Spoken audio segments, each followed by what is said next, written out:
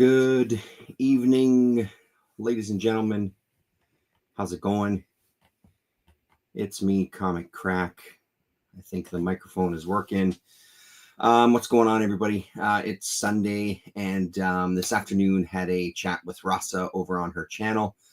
So go and check that out if you'd like to hear us talk about, oh boy, the stuff we read this week. She talked about the new Fantastic Four movie. I haven't seen it yet, so I had nothing to contribute to that. But yeah, go check that out. And if you're not following Rasa, you should. I don't know why you wouldn't. If you're watching this channel, you should follow her channel as well too. So a couple of quick things off the top. The first being Ozzy freaking Osbourne. What can I say about Ozzy? I was looking for the first Black Sabbath tape I ever had. My aunt and uncle from England came to visit us. I don't know how old I would have been. I want to say I was probably around 14, 15, 13, 14, 15, something like that. And they brought me a cassette, and it was the best of Black Sabbath. And I could have swore I still had it. But I was digging through some tapes yesterday and then also a bit today. Could not find it for the life of me. So that's a bit of a bummer. Once I heard that tape, as soon as I heard it, I was instantly a fan, and have been a fan of those first like five albums specifically for a long time. Meant a lot to me, really changed the direction of music that I was listening to. I was listening to a lot of thrash and heavy metal and stuff at that point, but that really kind of changed it a fair bit into more kind of heavier, slower kind of music, right? So even though Ozzy was a bit of a Zionist recently, he was one of the people that signed the letter, him and Sharon, I think both signed the letter to BBC to get them to not air a documentary about what was going on in Gaza. And that's pretty fucking unforgivable. I do feel that he had a lot of contributions to the world of music, and especially my world of music growing up. It's not a pass by any stretch. That's a real shitty thing that he did. I don't know how I feel about it, to be honest. I just know that I can't write him off for that decision because of the rest of the impact that he had on my musical kind of life. But I mean, one of the other things is his final concert there. I thought that was pretty fantastic. I haven't seen it. Sorry, messages coming through there. I haven't seen it, but he must have realized that things were kind of going from bad to worse and wanted to kind of have a final farewell. I got to see Sabbath live early 2000. I want to say it was either 2000, 2001, 2002. Well. Little Cozy Nostril, how are you doing, man? Is this the lineup for soup? No soup here, but there will be some Robert Crumb coming up. Glad to see you, man. I've watched some of your videos. Thank you very much for stopping by. Saw them with Deftones and Pantera, and it was pretty amazing to see them live. Really, really something. And then in a kind of Canadian noise scene, we lost Bill Exley. What day? Just recently. I don't remember the date. But Bill Exley, who was one of the founders of the incredible Nihilist Spasm band. Yes, it's. I'll give you a little tease. We'll be talking about these here, which I just picked up the other day. So we will check that out momentarily. So Bill Exley from the Nihilist Spasm band, they started late 60s, I want to say, is when their first album came out, and lived in London, Ontario. I have United Dairies put out a reissue of their first, I think it was their very first one of their very first albums here. I thought I had the Discogs page open. Give me one sec here. It was the album, this one here. I will share my screen momentarily. Yeah, I'd never seen them before. They're Mr. Nostril. So I wasn't familiar that these things existed, to be honest. From what I heard from a friend of mine in Vancouver or Victoria, or Vancouver, actually, I think she's in, apparently they're a little easier to come by in the States, but not as easy to come by up here in Canada. So this cassette is a reissue of this album from 1985, but I think, yeah, its original release was 1985, so it's not their very first thing. United Dairies is who put this one out. It's this release right here. Infamous band. Amazing oddball noise, free improvisation. They made their own instruments, and Bill Exley was a teacher of a friend of mine. Please, Mr. Nostril is my father, yes. Bill Exley was a friend of mine's teacher in high school. They're from London, Ontario. A couple of friends of mine and I were lucky enough to go and visit them a couple of times. They had this every Monday night in London, Ontario, where they'd just get together and they'd hang out and they'd play music and talk and drink beer. They made a lot of their own instruments as well. So we got to hang out with them and talk and do some recordings, which I found today as well, too. So I got 2 cassettes of us hanging out, talking, and jamming with the Spasm band. We went to visit them a couple of times just to kind of hang out and talk. Amazing influence on like Japanese noise scene as well as kind of North American.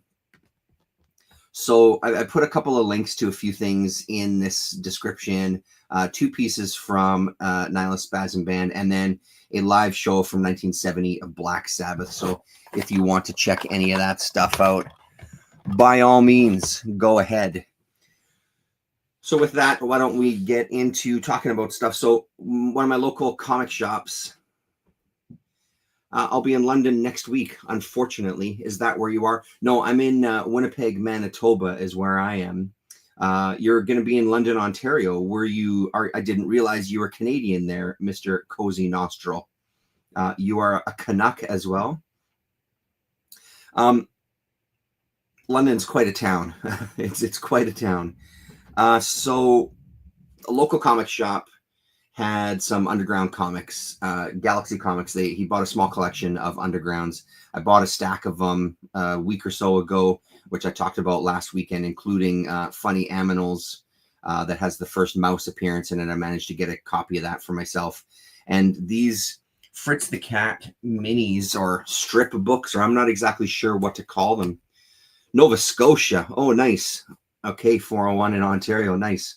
I've never seen these before. They were Ballantine books from 1972. When I did a little bit of research online, the prices that he was asking for were very reasonable. I found them online for about the same price in Canadian. But then, of course, it's always the case of throwing in the ridiculous amounts of shipping to get anything from the States to Canada. So this was a damn good deal. So there's 3 books. Fritz the No Good, Fritz Bugs Out, and then Secret Agent for the CIA. And the first 2 is where it seems that most of the influence for the Fritz the Cat movie by Bakshi came from. There's a lot of scenes in both of these books. There's a lot more scenes in this Fritz Bugs Out that made it sort of into that movie. Obviously, they took some liberties. They changed some things. One of the things I was surprised at, though, was the kind of the flow of some of the dialogue, especially in the Fritz Bugs Out. It was hard not to hear those characters, the voice actors, rather, in the while I was reading these. Such a cool format. I think Fantagraphics is going to be collecting this stuff sometime this year as well. putting out a book with it has all the Fritz the Cat stuff. But I think this is such a great way to present this in these kind of strips. And one of the other things that impressed me was just the level of art in this stuff. It really kind of, this one is kind of maybe the cleanest of the three books as far as detail, style. I don't really know what else to say, but it's still got a really nice rough edge to it that I absolutely love. And his lettering is always just goddamn outstanding. So I love seeing that stuff. Just an absolute blast. Really, really enjoyed reading this shit. He's an absolute fuck up in these. A lot of these strips I haven't read. I've got some of the Crumb collections that Fantagraphics did, and there's some early Fritz stuff in there, but I don't think it contained the books in the volumes that I have. I don't think any of them contained this stuff. All of those are reprinted in The Life and Death of Fritz the Cat and The Complete Fritz the Cat. But yeah, those strip books are beauts. Yeah, really, really nice way to present them, I thought. And as far as I know, these were the only three. Maybe you can tell me if I'm wrong about that, little cozy. Little Coos, your rap name. I love that it's a little raw. I love the way the panels look and how things kind of break out of the panels. It's just entertaining shit. But just for a sample of some of the writing in it, there was a couple of pages here that I just thought were kind of nice little gags. So I'll show you kind of the strips here too. So you can see the style is a little more rushed. It has a little looser kind of line to it. This was probably my favorite out of the three books, actually. This one here. They're just trying to get him to bug out, man. He's hung up, strung out, uptight. And that gag kind of runs through a number of times in the book where he keeps saying the same thing. But there's a section here where he goes to hang out with the crows. So he's burnt down his apartment. And everybody wants a piece of his hide, so he gets the hell out of there. I'm hung up, strung out, uptight. Hey, man, you in a bag? Yeah, that's it, in a bag. Well, just don't lose your coolness, cat. I mean, don't lose your coolness. Easy for you to talk. You're a crow. Wish I was a crow. Being a crow ain't no bed of roses, man. It sure ain't. If I was a crow, I'd fly away, man. I'd fly away from this miserable town for good. You think being a crow is a big motherfucking ball. All you cats the same. I know it isn't a ball, man. I know. I studied the race problem. I know. You don't know nothing about the race problem. You got to be a crow to know about the race problem. Listen, this thing affects me very deeply, fella. As a cat, I have a considerable guilt complex because my kind have brought suffering to your kind. Yeah, yes, indeed. My soul is tortured and tormented by the racial crisis. No shit.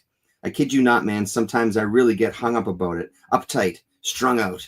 In a bag? Yeah, in a bag. Just great stuff. Just really great. I'm not sure off the top of my head if there was a fourth. My collection is boxed up for a move. I think most of Fritz is in volume 3, 4, and 5. And then Superstar, where he dies, is Complete Crumb volume 8. Yeah, and that was that one where he finally kills him off. I think that originated in, what was it, People's Comic or something, wasn't it? After the movie came out, because he hated the movie so goddamn much, he killed off Fritz. Really good stuff. I don't know what else to say about these other than I really enjoyed it. The only one that was a little difficult to read was this secret agent for the CIA. You know, again, it's not I'm not saying anything that nobody doesn't already know of kind of some of the things that people criticize Crumb for, and some of that is on full effect in here.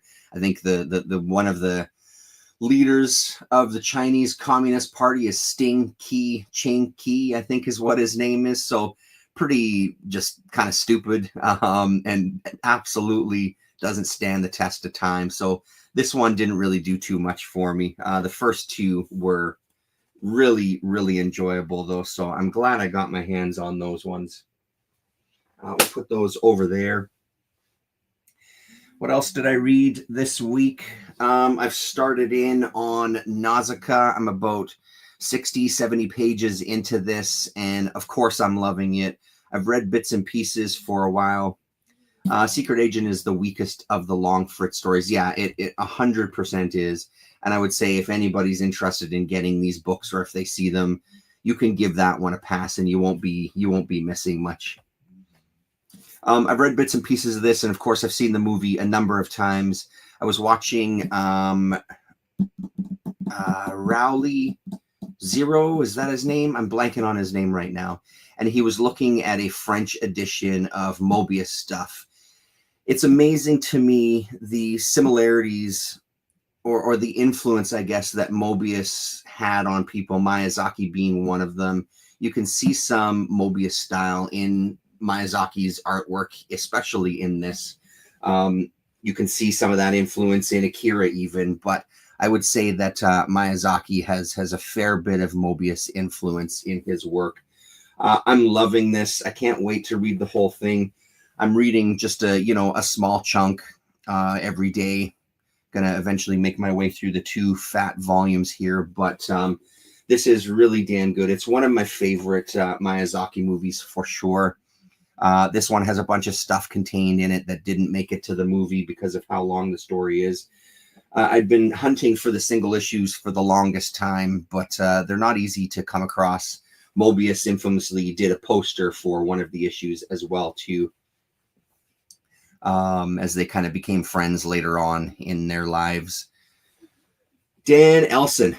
Hi, Terrence. I've always heard that book is great, so I'll be looking to your review. Yeah, I'll definitely talk about it more as I make it through the books. We'll do kind of a special where we look at it. Just so goddamn good. Every single panel, every little detail. So anyway, he was going through this book, this French collection of MOEBIUS's art, and there was one story that ended up in Heavy Metal. I think it was like the November 1980 issue. It showed up in color in Heavy Metal in this kind of oversized collection of his art. It's in black and white. I wish I would have pulled up his video. I wonder if I can do it while we're talking. The detail in this spaceship at one point is just fucking incredible. Rowley Zero, is that what he's called? Yes, it is Rowley Zero. The detail is unreal. Let's see here. Just the volume. The detail in the ship is unbelievable because he somehow figured out not only how to give this structure form, but with the black and white, you can see the kind of dents and damage to the ship itself. The amount of time and work that he's putting into his MOEBIUS strips at that time, especially the stuff that's focused on in this book so far.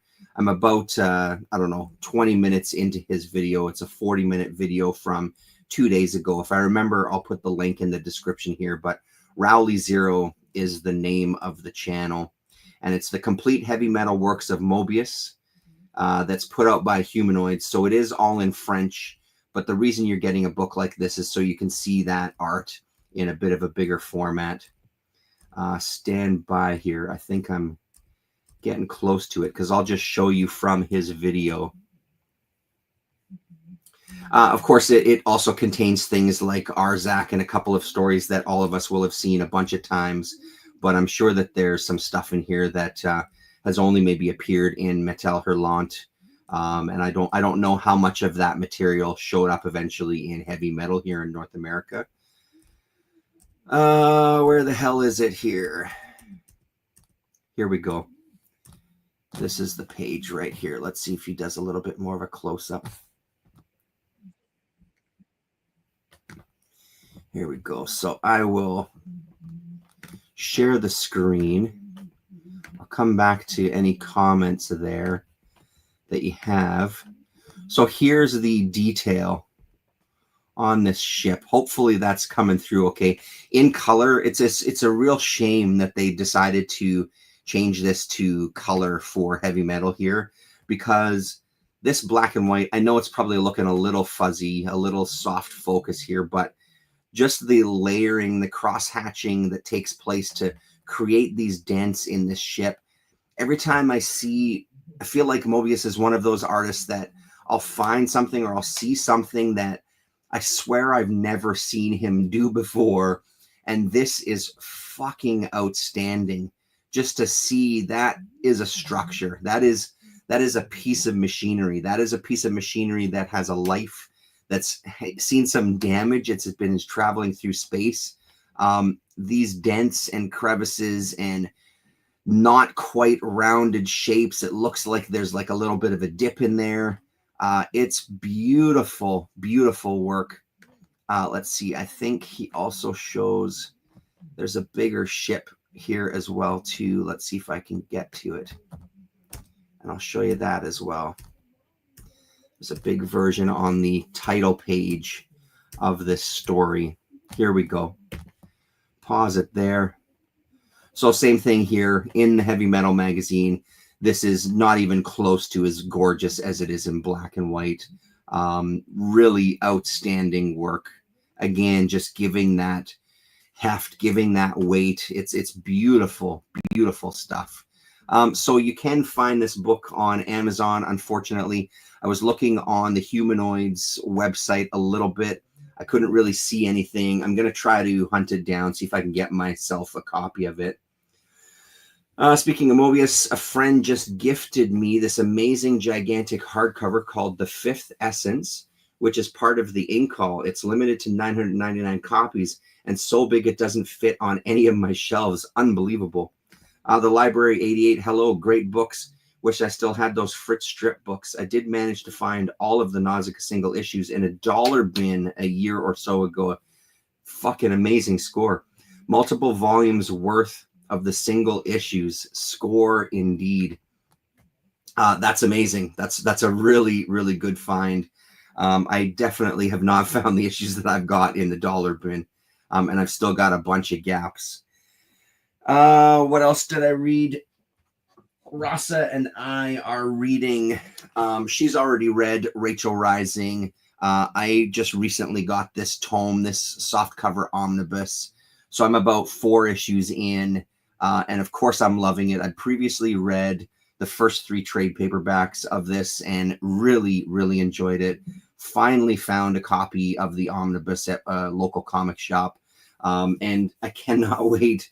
I have some big projects that I'm reading right now. So I don't know how I'm going to tackle it. We're going to try to do, I don't know, approximately 6 issues a week. So I've got a bit of catching up to do here this week with my reading of Rachel Rising. So I've talked about it in the past. The storytelling is really amazing. We were talking about the first 4 issues. When you kind of sit in and look at the information that you're getting, there's a lot of storytelling that's going on in those 4 issues. And the ease that he kind of moves you through this information is kind of seamless. It doesn't feel forced. It doesn't feel rushed. It doesn't feel like he's leaving you hanging for too long. I don't know, man. It's really, really nice storytelling. It's an interesting story, even though the basic premise of somebody coming back from the dead isn't necessarily the most original thing. I think that the avenues that it starts to explore it is what makes it interesting.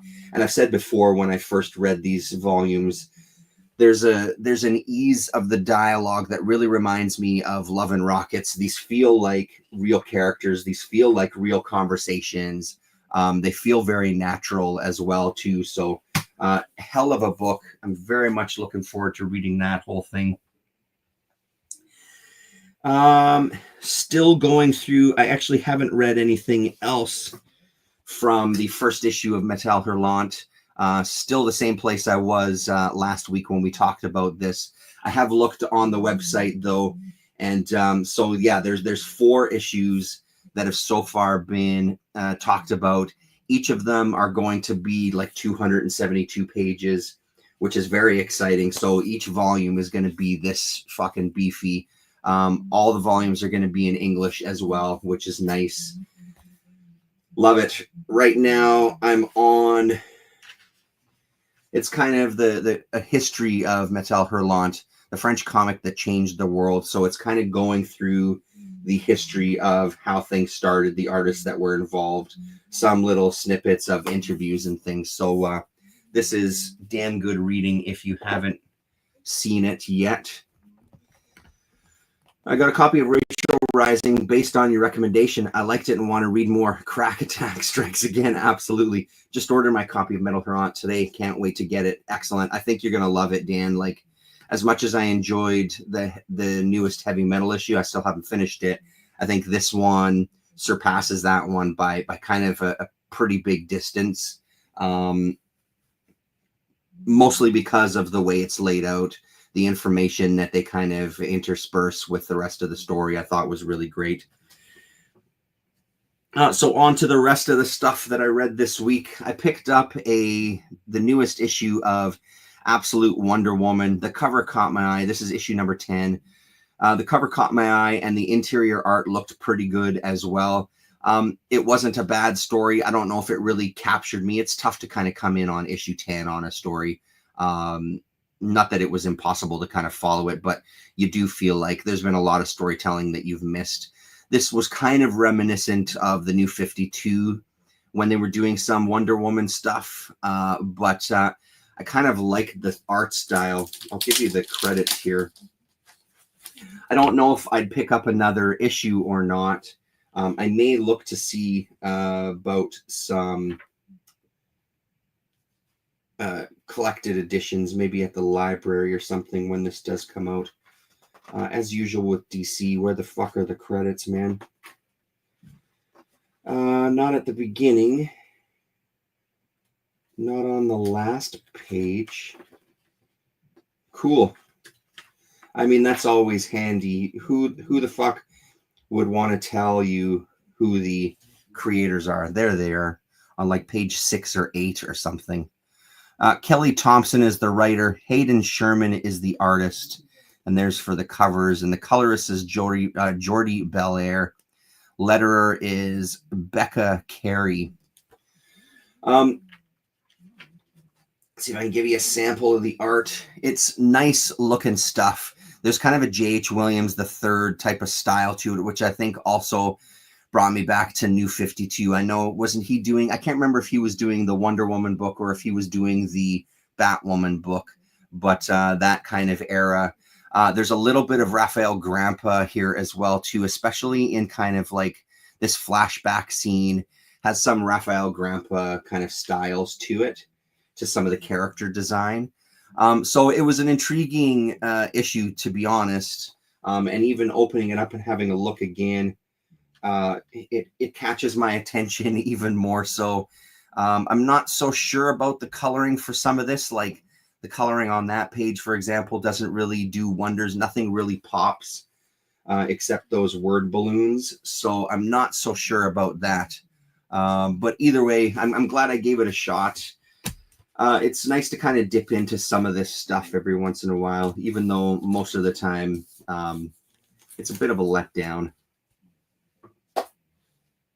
And then speaking of absolutes and all in and DC, the newest issue of Martian Manhunter has come out. This is issue number 5. So congratulations to the team of Zatanna from last year. They won an Eisner for best miniseries.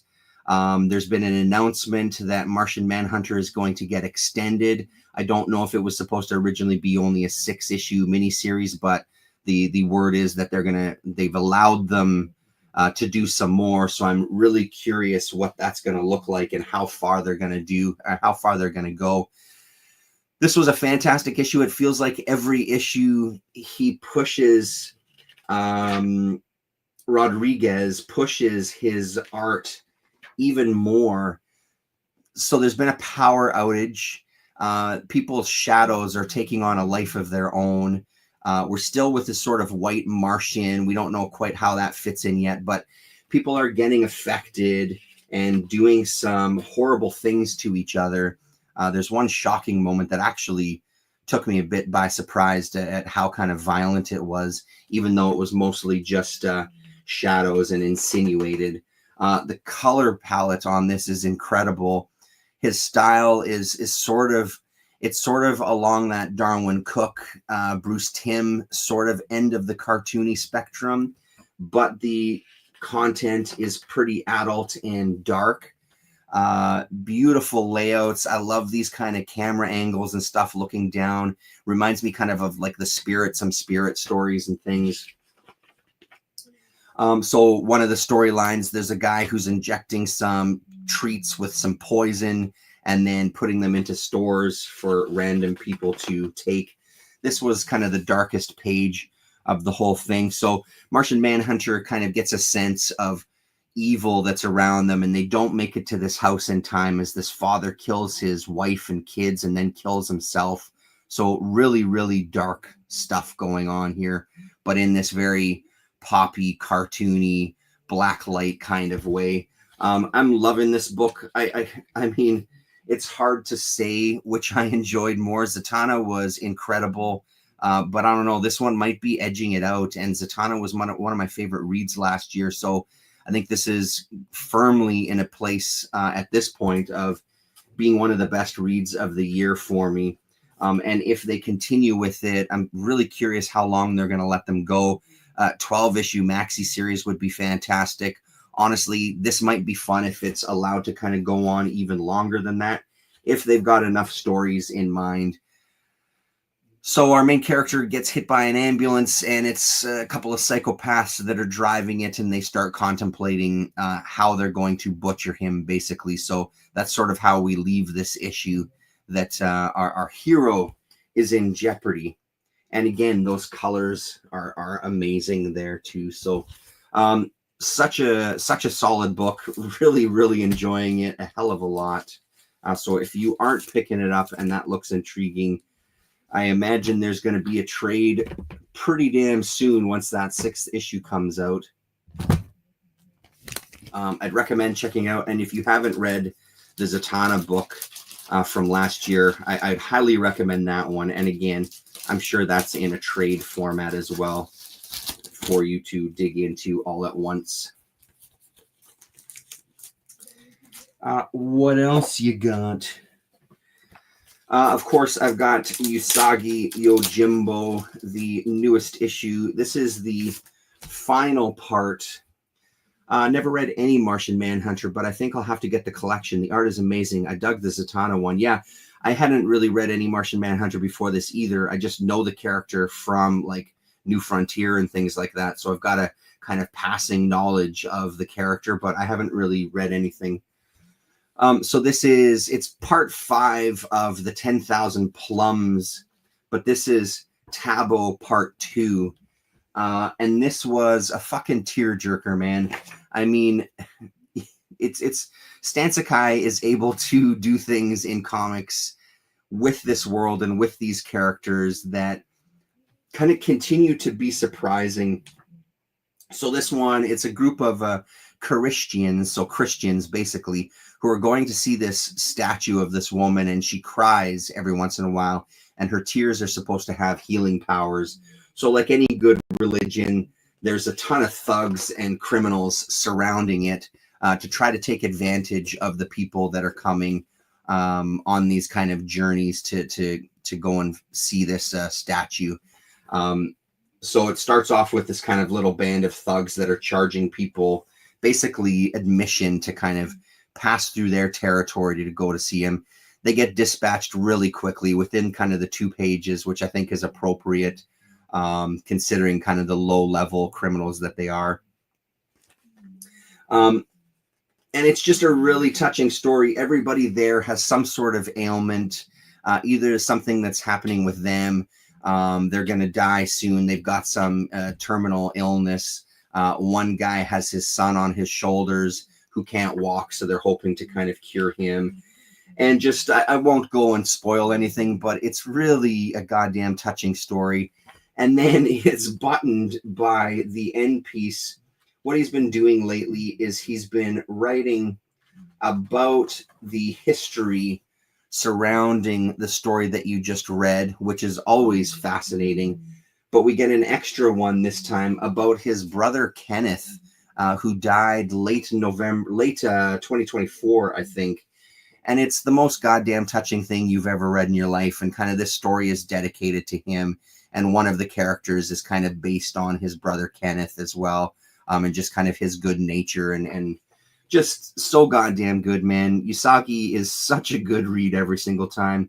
I'm so glad I'm picking up the single issues. And again, I'm not saying anything that everybody else isn't saying about it. If you're not reading it, you really just should, because it's never a letdown. It's really amazing stuff.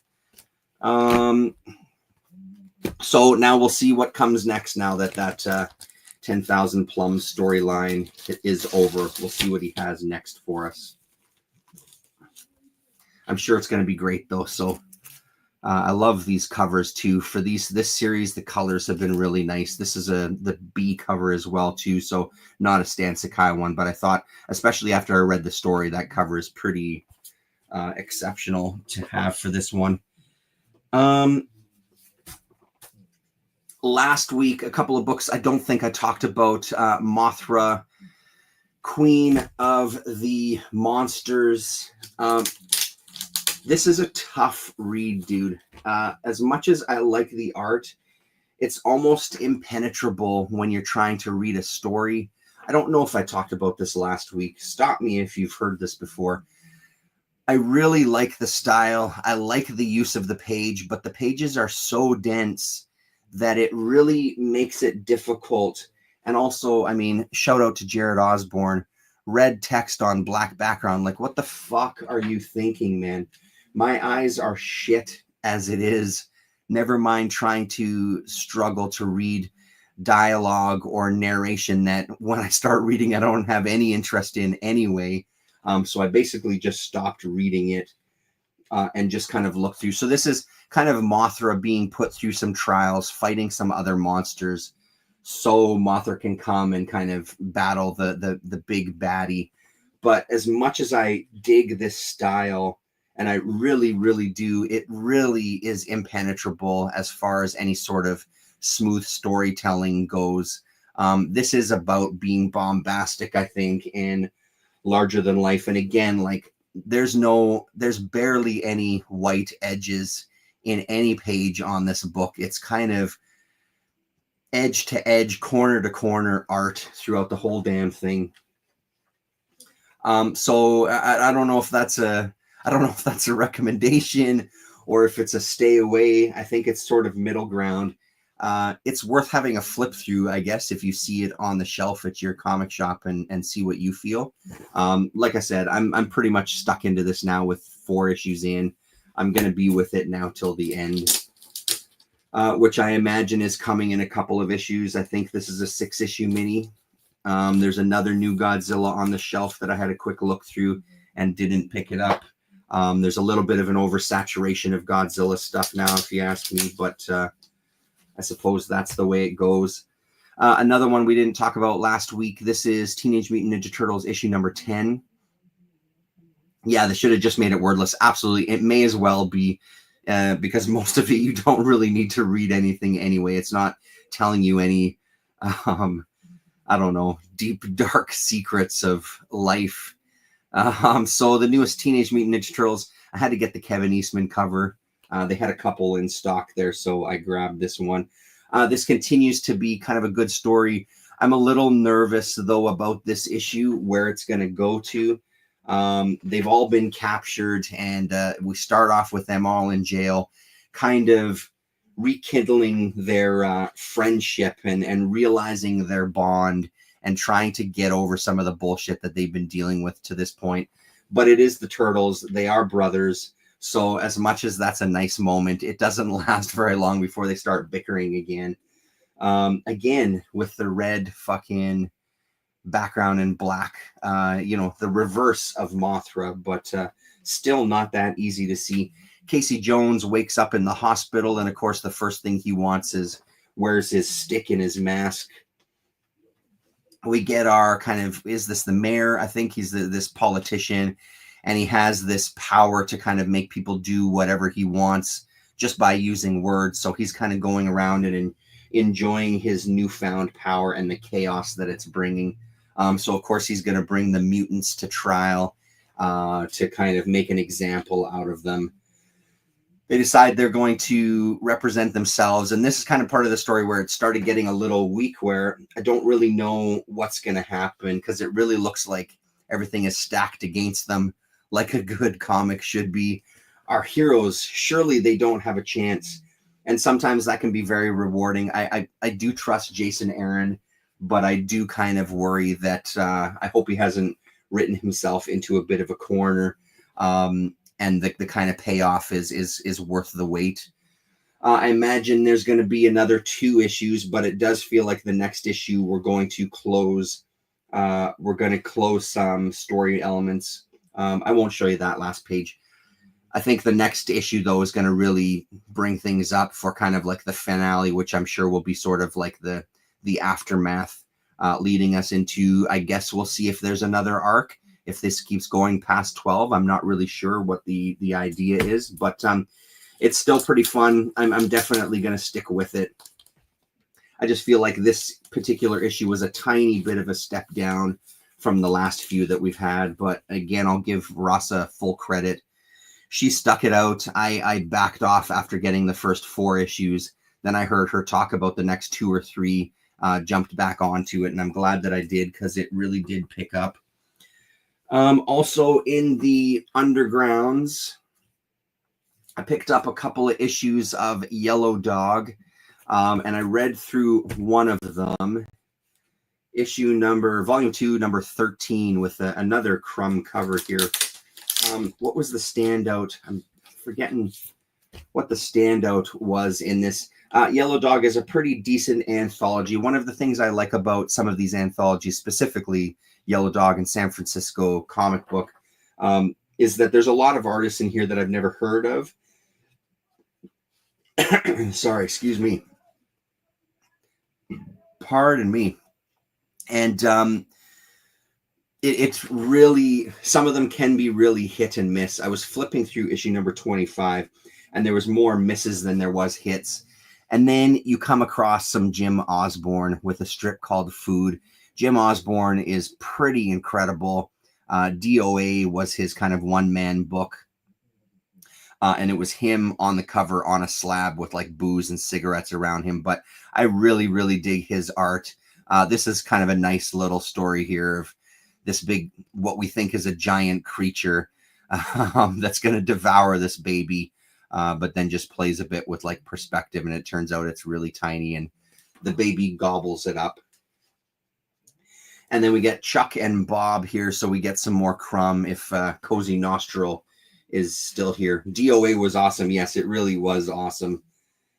Then we get stuff like this Super Balls that doesn't really do much of anything.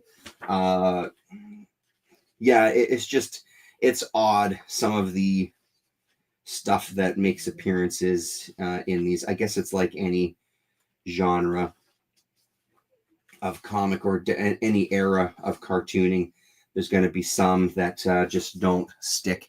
Here's another Osborne. Squanky, I think it's Squinky, I think is what it says. Squinky. So all about a guy taking a shit and assholes, and there you go. So mish, mush, kaflush, mash, kaflonk, squonk, squink, squank. He's got a great style, really, really great style. And again, that lettering is pretty top notch up there too for the title. So not a bad read overall, even though there are some duds.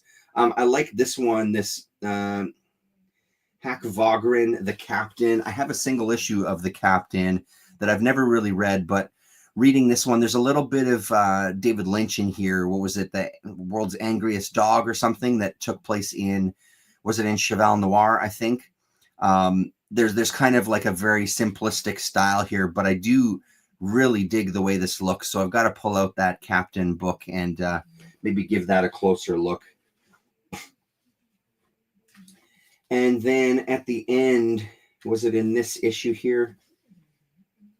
One of the most, oh yeah, well, what can we say? Yeah, so this is how it leads out then. So we get an S. Clay Wilson with a very dead line. Very kind of, it's printed very light. I feel like it could be a little darker. Again, makes it really difficult when we talk about Mothra. Try to discern some of the things going on in some of these panels. So it's bikers, it's pirates, it's blood, guts, and violence. There's not nearly as much sex in this story, though, as there should be from Mr. Wilson. But it's always good to see him make an appearance in these. So we go from these really, really dense, big panels that just, I mean, even looking at that from a distance, speaking of a mess, that's an absolute fucking mess. And I love Exley Wilson, don't get me wrong, but I don't know if this one's cutting it.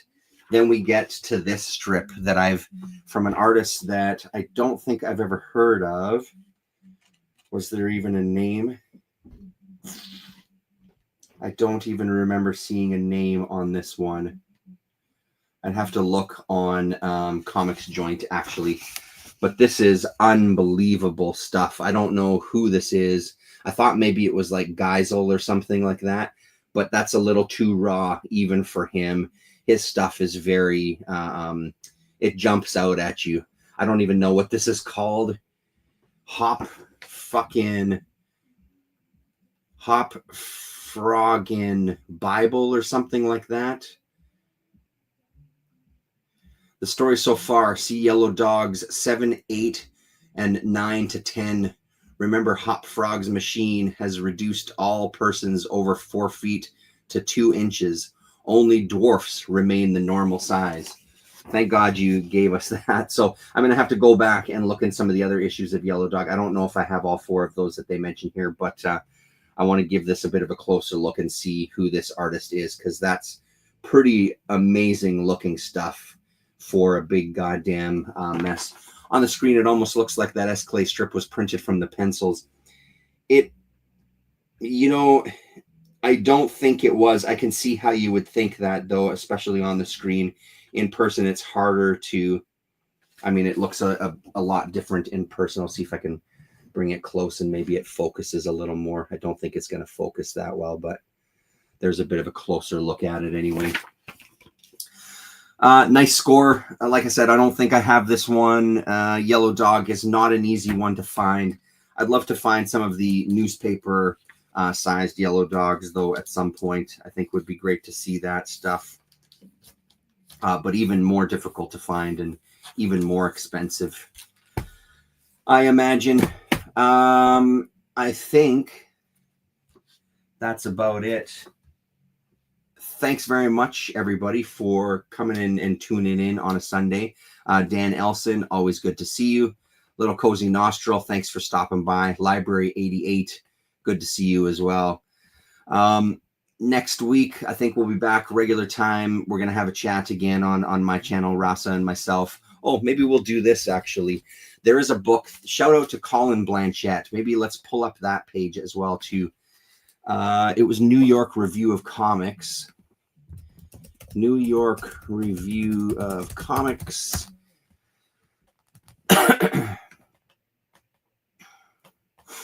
And it was called Terminal Exposure. I'll share a screen here. So we won't say goodbye just yet. Let's talk about Michael McMillan quickly. Comics, Sculpture, and Risky Behavior by Michael McMillan. Introduction by Dan Nadell. I'm going to have to go to my local bookstore to get a copy of this. I really, really want a copy of this stuff. Michael McMillan is an exceptional cartoonist who made a few appearances in the Undergrounds, which we'll look at right away. I wasn't aware that he did sculpture and things as well too. Completely makes sense. He was not associated with the Harry Who. He was influenced by the Chicago group, the Harry Who, and that's kind of what got him making some comics. So this is a hardcover collection, $55.99. Does it have any other stats on it? No. So Terminal Exposure brings together McMillan's comics for the first time alongside a selection of his electrifying sculptures, eye-popping paintings, and stunning pages from his rock climbing journals. With an introduction by Dan Nadel, this volume offers a comprehensive portrait of an exceptional artist, sculptor, climber, and yes, cartoonist. 248 pages. Came out July 22nd, 2025. Oh, so just a mere 5 days ago. Gary Panter and Bill Griffith giving him props. So let's look at a few of the things that I have from him. So the book that kind of made him jump out to me was this one shot. I think this is the only thing that he did completely himself. It's called Terminal Comics. Is that print mint? Apex Novelties is who did it. This is an absolute stunner, and it really caught my attention when I first started looking through this, because it's a very, very unique style for Undergrounds. Very kind of abstract and odd, surreal kind of storytelling. I don't know if the strengths are necessarily in the storytelling. The strength is absolutely in character design, in panel to panel, in just overall look and feel of this. It's a real nice bit of, you can tell that this is someone that has skill, but is kind of drawing in this kind of naive kind of style, I guess. As boring as that gets to say sometimes, sometimes it does kind of fit the narrative. Like, I love this panel, this looking up from a very, very low angle. I was floored by this. It's on my list. This is one of those books that no matter how many times I see it, which so far I've never seen it again, it's one of those books like Inner City Romance that I'll just keep picking up every time I see it. This is absolutely a book to have in your collection and pass on to people. So if I find some more, I will be buying them. So that was the kind of standout for me. And then looking on Comic Vine, I think is where I looked, as well as Comics Joint. Found a couple of other issues that he appeared in that I had in the collection. So this is San Francisco Comic Book issue number 4. And he does some work here as well with people like Bill Griffin and Justin Green is also in this one. I didn't mark anything, so let's... Macmillan does a bit of a pinup in here as well, too. So they have this little passage. It's almost kind of a mini comic or some small pinups. I don't know if that's showing up, but that's a Macmillan there. And then there's also a short story by him. There's this beautiful Spain piece as well in here that I think I've shown off before. Love this stuff. This is really great. Let's see here. Another Spain story. J. Kinney. Here we go. So Bud Pud, The Narc Next Door by Mr. Macmillan. And just, again, another stunner. So it was great to kind of, it's fun rediscovering some of these artists and then going back to some of these comics that I haven't really looked through in a long time to kind of take a second look at some of these artists that I might have sort of passed over. There's almost like a Mark Bell-ish type of vibe with some of the character design and things, but really, really great looking stuff there. So that's in San Francisco Comic Book. And then the other piece that I had from him appeared in short order. I think this is issue number 2. Yes, issue number 2. There was only 2 issues of this.